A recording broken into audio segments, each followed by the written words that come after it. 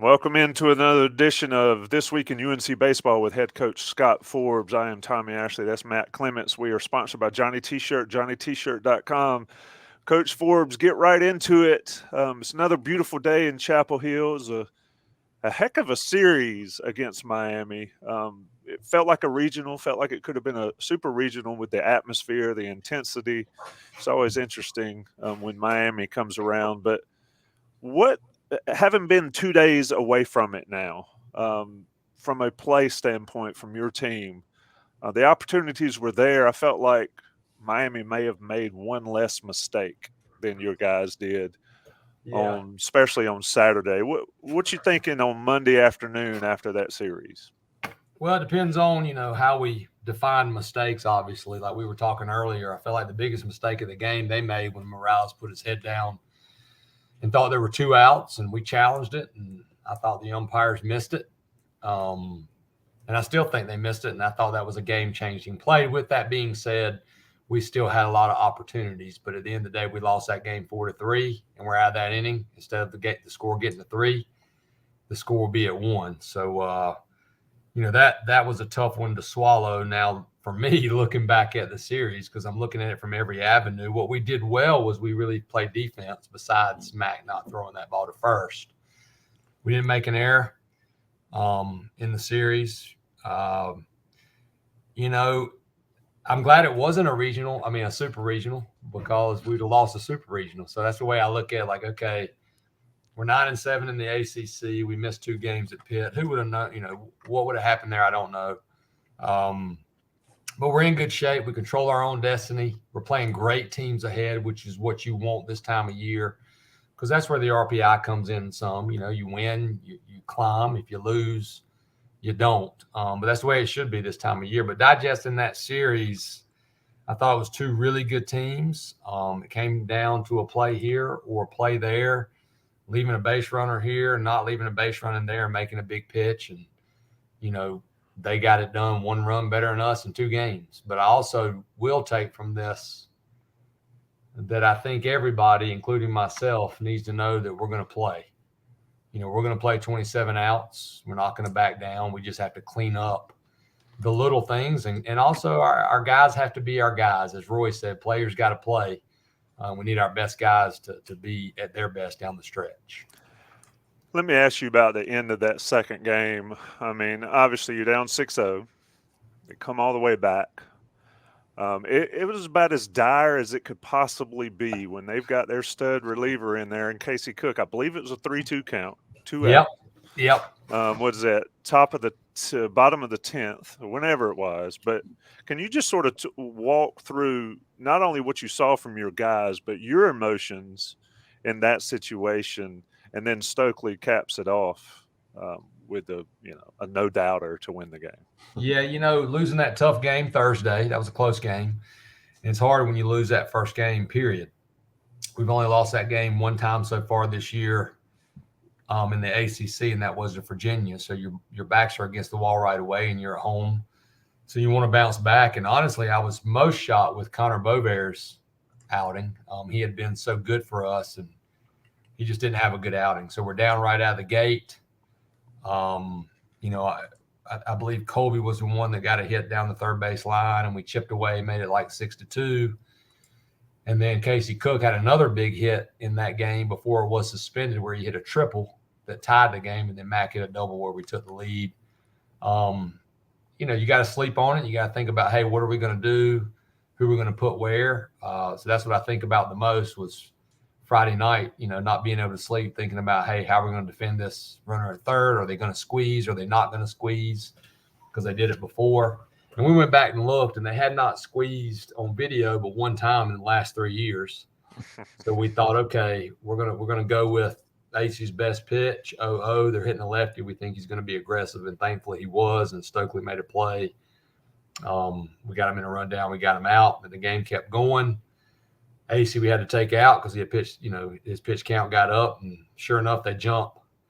Dalton Pence, first pitch, hit a home run. And then we're down to our last strike with Casey Cook. And Casey's been so good, but Casey hadn't exactly hit the ball over the wall. a lot this year, and that guy's throwing 96, 97. And to give Casey credit, man, he was on time and he got it in the air and it tied it. And then our bullpen kept matching their bullpen. And I think Stokely just got tired of watching us play and decided he was going to walk it off. But I thought it was awesome, and awesome for our crowd. They were in every pitch. They were here early for game one, and that was a big win. We're going to look back at it. Obviously, you want to win the series, of course, but you got to avoid those sweeps, and sometimes it's hard to avoid those sweeps because in baseball you have a tough stretch here and there. So, Coach, you mentioned Beauvair's sort of disappointing start. Can you talk about what Max Carlson and Knapp showed you in their starts? They both, went 5 innings and 4 2/3. Yeah, they were both okay. I'm always going to back my players, but I also like to be honest, and there's nothing that I haven't told Max or Jake. They were okay. That all of our starters, I feel like, threw okay. Beauvair didn't throw okay, but the other two threw decent. We need them to throw better, and there's no doubt in my mind that they will. But they both gave us, some length. But we need more length, and we're hoping that they can do that. But our bullpen's been pretty dang good, and it's starting to emerge well now, adding in how Post has been throwing, Ace's been throwing. Pence has been really good. He gave up the solo home run, came right back and got us back in the dugout, and then Cam Pageant and Matty Mathias have emerged as well. Yeah. How do you feel about the bullpen role starting to solidify? Obviously, in the midweek game with Queens, you got almost everybody out of the pen in there. And certainly it looks like that, Easey's looking into a game-changing weapon on the back end as well. Yeah, 100%. And Poston's jump in his velo. So Poston, Acey for sure, obviously. And then we feel good about Dalton Pence. I know he gave up the solo home run, but you're a power arm. It's like Walters, he gave up the solo home run to Casey Cook, but he's been good for us. And then Cam Pageant is really starting to take a jump. And that allows us to match up more one batter with Matty Mathias, Nick Pry, Berkwich, and Sandy. But those guys are going to be the bulk of our bullpen. Acey, Poston, Pence, and Pageant. And, we're going to start Pageant against Charlotte because he throws so many strikes. So that's a luxury to have too. Pageant and Pence can also start for us. You had you mentioned your defense, no errors against Miami, and a couple plays stood out for me. One was the line shot down the line that Horvath backhanded. And then I don't like the press box. So I was sitting in the crowd right there on that third base line, and he clutched it twice, and he still made the play. And then I believe Colby made the tough play there at short. Can you just sort of speak to those guys? I mean, they've made some errors, Mac especially, but they stepped up in that series when you had to have it. Yeah, no doubt. And we felt like in the continuation of that game, that's why we put Mac at third, just because of his athleticism and his range. And yeah, Max made some errors, like we said, but he also gets to a lot of balls. And I really felt like you guys watched potentially the best two defensive shortstops in the league. Just those two guys, they can backhand, they can come get slow rollers, Patelli and Colby. Colby's been really good for us all season, as you guys have watched, and that's going to be big for us down the stretch because the defense, we get those arms going, and everybody starts pitching at the right time. You got to make plays behind them. In the outfield, obviously Vance has been the guy. Casey Cook can play on either side with Patty going out for a while. Patrick Alvarez. How does the outfield sort of? I mean, those guys are robbing home runs still, and preventing home runs. Didn't catch it this time, but just sort of on that defensive side. Obviously, Vance is your known, and then Horvath, if he's out there, Casey Cook is out there. Those are two more knowns. Still working on that third guy, especially with the injury. Yeah, I thought Austin Hawk. We started the season with Austin Hawk playing second base for a reason. He's going to be one heck of a player. He's got a really good swing. He can bunt. He's a good base runner. He's got some gap power. So that's exactly what we're doing today. We're spending a lot of time with him in left field. We want to be able to plug that gap if we do play Mac back at third. It's easy if Johnny plays third because you're putting Mac in right and Casey in left. But we want to have that option. So, we're going to keep working hard with those guys in left field, especially Holbrook and Hawk and Max Reamer, just in case we do need to match up. But I can see Austin Hawk filling, Alvarez's role from that right side and filling it well. Coach, how do you handle the job as far as dealing with coming up with issues with the umpiring and things like that, and insulating your players from not making excuses about, it is a game of failure and umpires are human. They make mistakes, but with replay and the technology we have today, it seems like those type of situations shouldn't really happen. Yeah, there's certain when ball strikes are ball strikes, right? I mean, guy can, you got the trap man, but you can't replay the ball strike. You shouldn't miss any with the replay with the cameras unless the cameras are blurry. I still think the ACC needs to get to where the SEC is, where it's a neutralized replay. We have a guy that's making the call going in and looking at his own call. I mean, that's just not a good recipe. And you have to hope and pray that they're doing the right thing and making the right call every single time. I get feedback from our video folks of what they showed them. They show me what they showed them. But at the end of the day, I don't want our players getting caught up in that. Both teams have calls go against them. Both teams have to deal with some adversity, and I want our team to be really good at that and be able to move on and focus on where they are right then. And we work hard on that, Matt. Like, you can only control what you can control, and you need to keep your eyes forward and be present. So that's how I handle it. I tell our coaches and our players, I'll handle the umpires. I don't want to get thrown out in a game. And now that I'm getting older, they know that if I do, I'm doing it to back the player. There's no other reason. And then still, if that happens, don't focus on it. Because what happens when you focus on something like that, you stop focusing on what you're trying to do, and that's to win the game. So we work hard on that emotional control side and having poise and being good in those situations, because it can be hard. Yeah. In your opinion, where do the Diamond Heels need to improve in these last 3 or 4 weekend series in order to achieve their goals? Well, it's all right here in front of us. We're in a much better spot than we were last year. And you looked what happened last year. So the goal is just to play overall good baseball and try to get hot at the right time.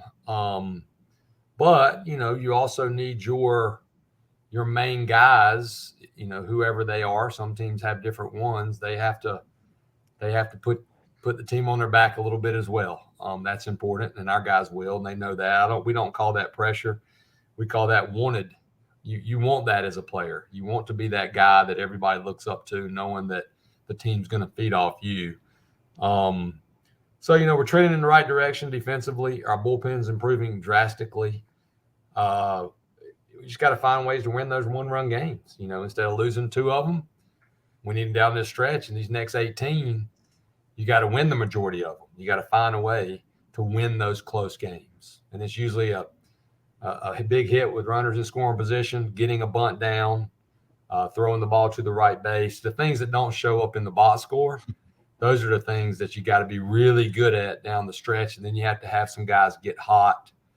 You look at our numbers, one thing we haven't done is we haven't driven the ball that great the last 15 games. Not a lot of home runs and extra base hits in ACC play. So we're hoping that'll be the case as well.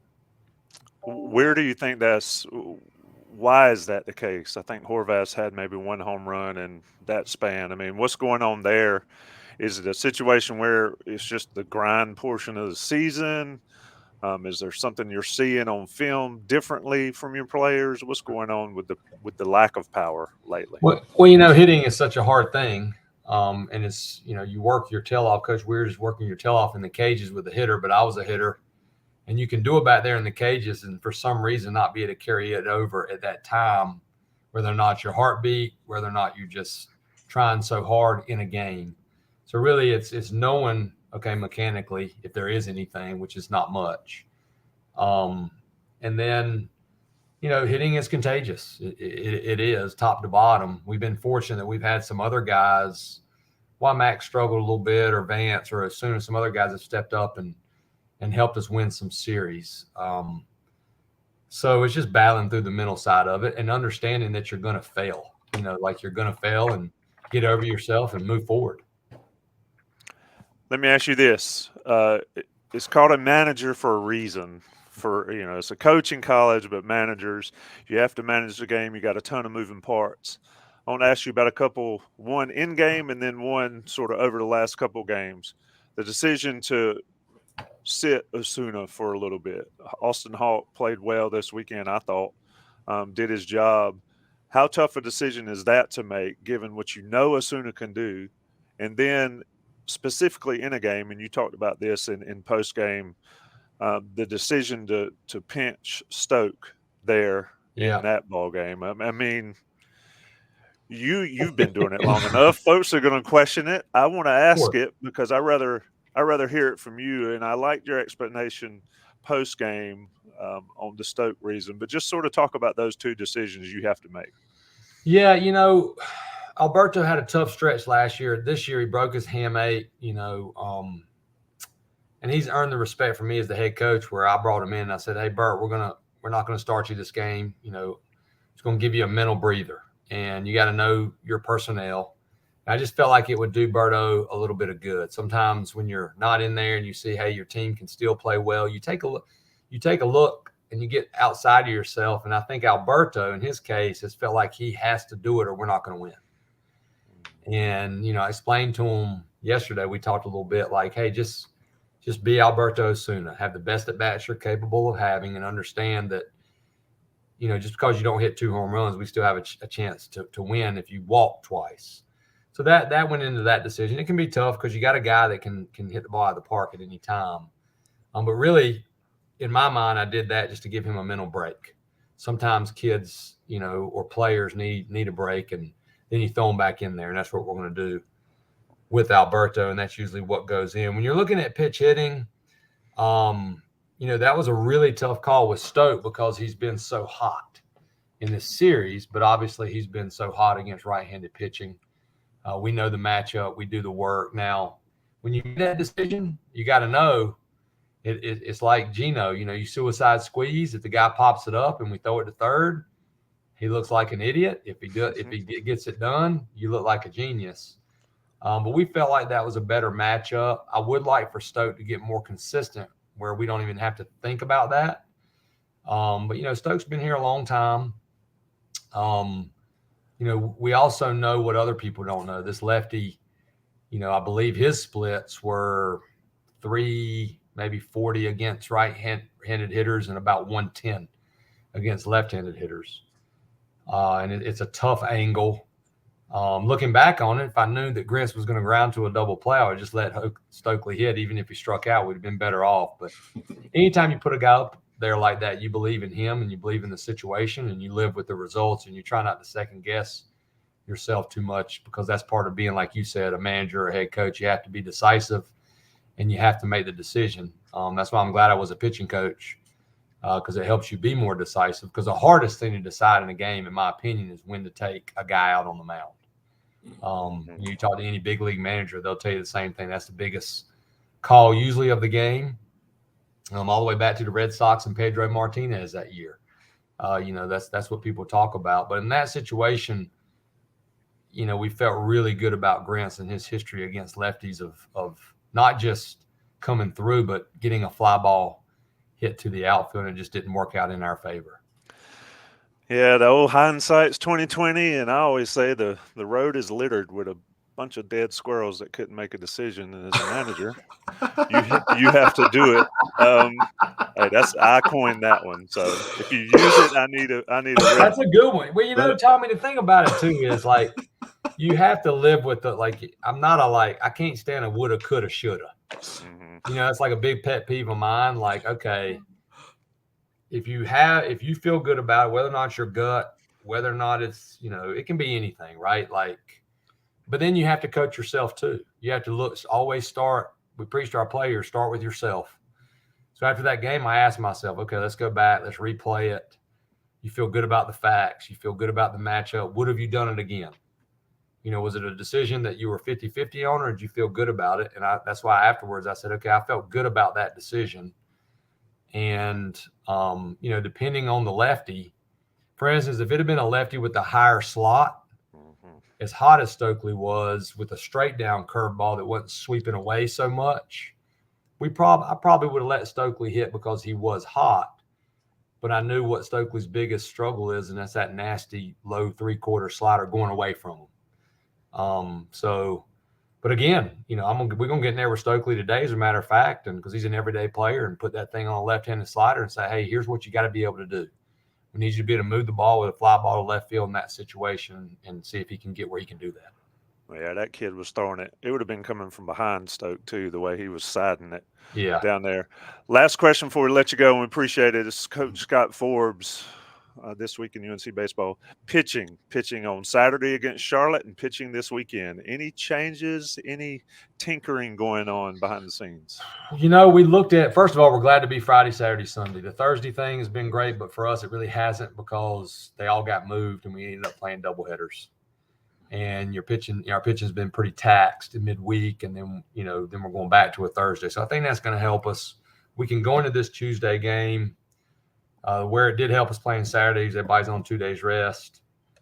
We can start the game fresh with Cam Pageant. He can have a normal start, and then we can have him ready out of the bullpen as early as Saturday. So we're going to keep Carlson, Bovair, and Knapp where they are. We're going to expect them to pitch better. And that's just where we are right now at this point of the season. We have to hope that those guys can elevate their game. Appreciate it. That is head coach Scott Forbes. That's Matt Clements. We are sponsored by Johnny T-shirt as always. Coach, we appreciate it. I'll see you tomorrow. Hey, all right, boys. See you tomorrow night. Beautiful week. Hey, take care. Hey, how about the ACC? How crazy is it? Yeah, I was going to ask you that, and Matt has it in his stats. I mean, it's all bunched up in the middle, but you've got these tough teams at the top. But there's no easy outs, that's for sure. Well, Wake's separated themselves. Virginia kind of had, and they almost got swept at home to Pitt, which nobody would have seen that coming. Yep. And then it is, hold on. If you really know the game, hold on, because I think anything can happen. Yep. I think the AC tournament in Durham's going to be a barn burner.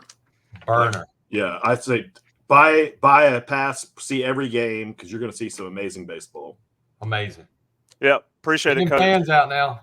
Pump up them fans. Tell them to come out. I don't care if they yell at me or not. I just want them in the seats. Hey, we can yell at you now. I can start doing that. Go ahead. I have to leave my press pass at the door. Hey, that's part of it, baby. See you guys. Y'all have a great week. Always a pleasure. Thanks, Coach. Yeah, thank you. All right.